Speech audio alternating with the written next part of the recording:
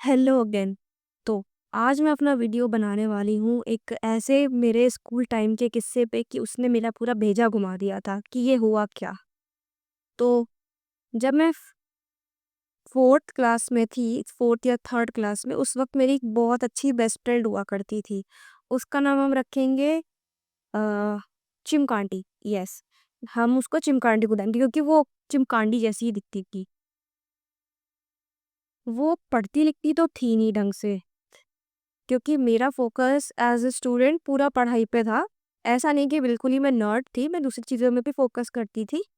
लेकिन वो कुछ ज़्यादा ही सब चीज़ों को लेट गो करी हुई थी, जैसे उसे कोई फ़र्क ही नहीं पड़ता। वो क्लास में मैं उससे कहती थी कि तू मेरे साथ बैठ, मैं फर्स्ट बेंचर थी, नॉट गोना लाई। मैं उससे कहती थी कि तू मेरे साथ बैठ, मेरी हेल्प कर। मेरा मैथ्स अच्छा नहीं था, उसका ठीक-ठाक था, लेकिन वो फिर भी मेरी हेल्प नहीं करती थी। हम लोग लंच वगैरह सब कुछ साथ में करते थे, गेम्स के पीरियड में हमेशा साथ में बैठते थे।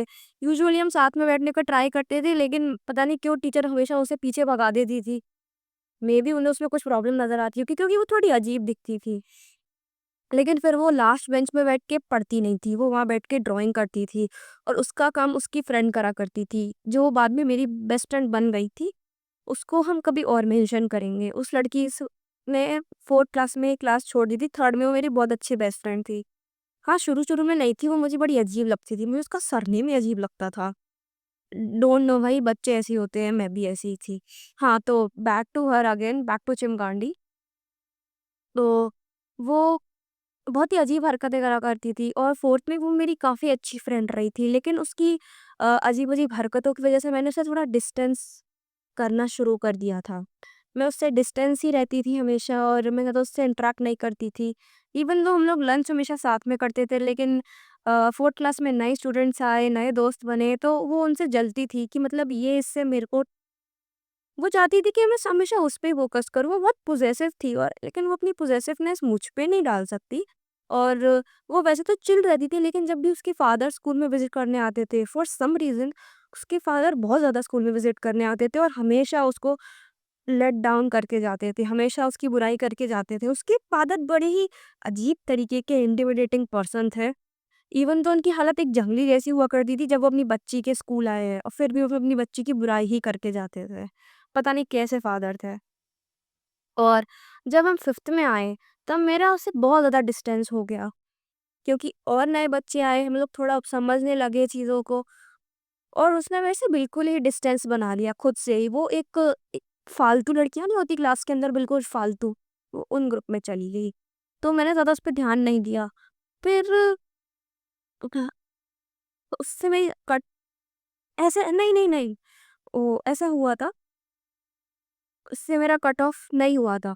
हाँ, हम लोग ना 6th क्लास में हमारा एक्चुअली कट ऑफ हुआ था। लेकिन जो मेरी साथ में जो मेरी दूसरी फ्रेंड्स थी, वो उसे वैसे भी तब भी पसंद नहीं करती थी। हम लोग जैसे-तैसे 6th में आ गए। 6th में मेरी बहुत सारी नई फ्रेंड्स बनी थी और अब मुझे नफ़रत है उन सब की सबसे, सारी लड़कियों से। उन सब की बात बाद में करेंगे।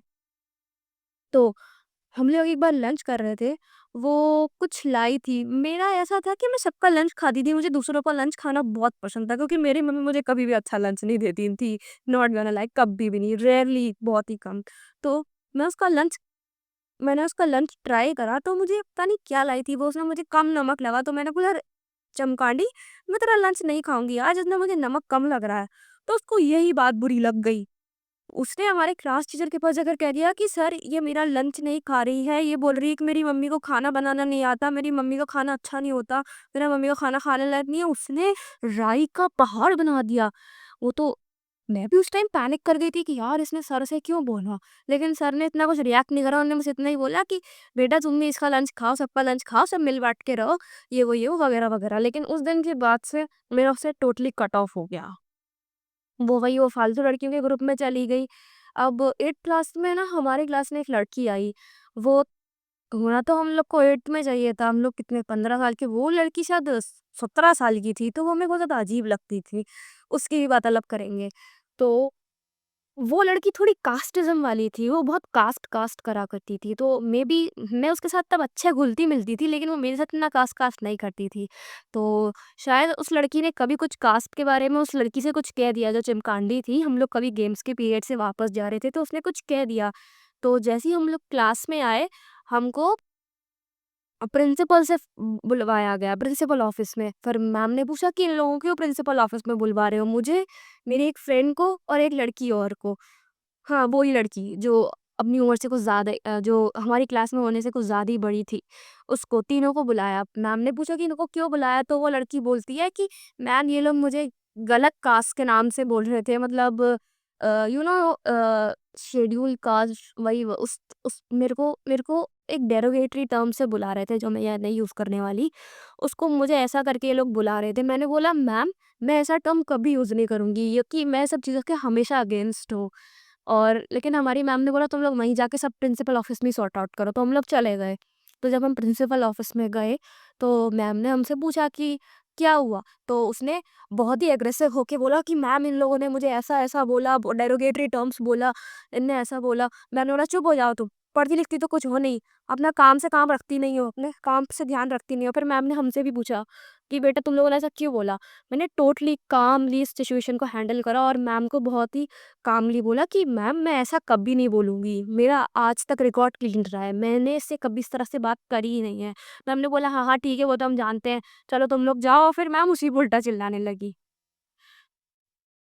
पता नहीं उसने ऐसा क्यों करा, वो क्या सोच रही थी। और हाँ, जब मैम को हम लोगों ने बुलाया प्रिंसिपल ने, तो हम लोग तो काफ़ी पैनिक मोड में जा रहे थे और वो पूरे प्राउड मोड में जा रही थी और उसके साथ जो दूसरी लड़कियाँ थी वो तो उसको बैक पे उसके हाथ रख के उसको वो कर रही थी, क्या कहते हैं उसको? कमेंट्स वगैरह उसे क्या कहते हैं किसी को हम प्रोत्साहित करते हैं तो? Okay, see you in the next video, bye.